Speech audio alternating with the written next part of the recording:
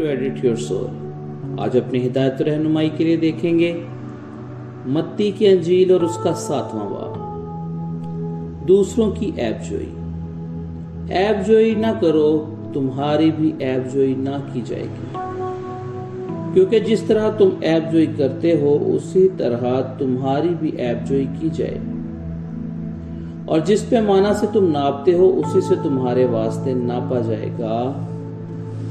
تو کیوں اپنے بھائی کی آنکھ کے تنکے کو دیکھتا ہے اور اپنی آنکھ کے شہتیر پر غور نہیں کرتا؟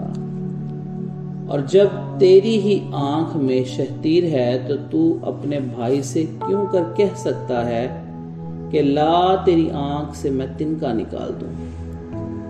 اے ریاکار، پہلے اپنی آنکھ میں سے تو شہتیر نکال، پھر اپنے بھائی کی آنکھ میں سے تنکے کو اچھی طرح دیکھ کر نکال سکے گا. پاک چیز کتوں کا نہ دو اور اپنے موتی سوروں کے آگے نہ ڈالو، ایسا نہ ہو کہ وہ پاؤں تلے روندیں اور پلٹ کر تم کو پھاڑیں.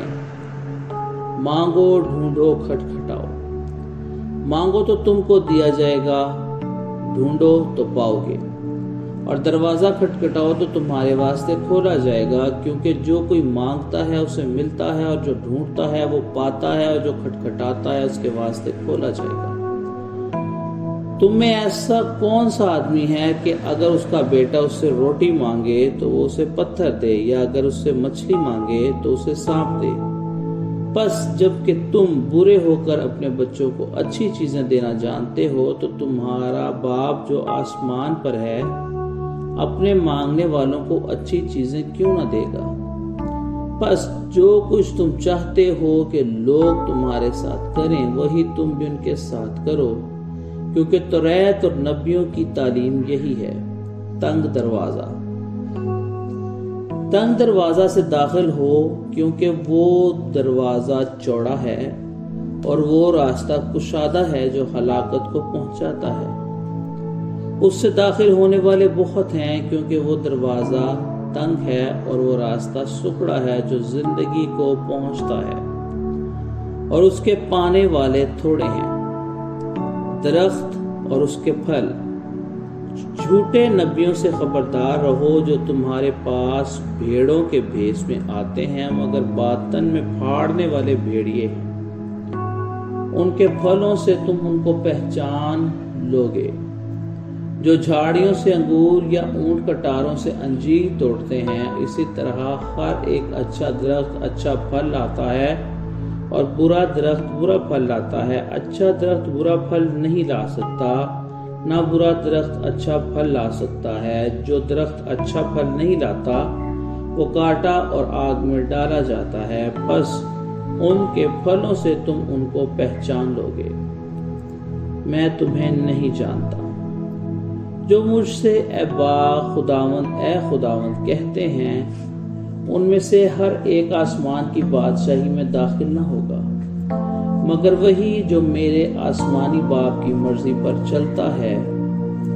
اس دن بتھیرے مجھ سے کہیں گے، اے خداوند کیا ہم نے تیرے نام سے نبوت نہیں کی، اور تیرے نام سے بدروہوں کو نہیں نکالا، اور تیرے نام سے بہت سے معجزے نہیں کیے؟ اس وقت میں ان سے صاف کہہ دوں گا کہ میری کبھی تم سے واقفیت نہ تھی. اے بدکارو، میرے پاس سے چلے جاؤ، دو گھر بنانے والے.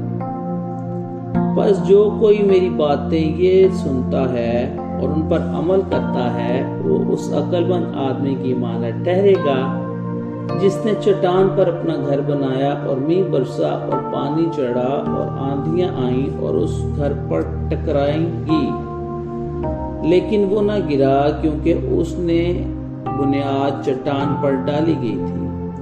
اور جو کوئی میری بات سنتا ہے اور اس پر عمل نہیں کرتا وہ اس بے وقوف آدمی کی مانند ہے جس نے اپنا گھر ریت پر بنایا، اور میںہ برسا اور پانی چڑھا اور آندھیاں چلی اور اس گھر کو صدمہ پہنچا اور وہ گر گیا اور بالکل برباد ہو گیا. یسوع کا اختیار.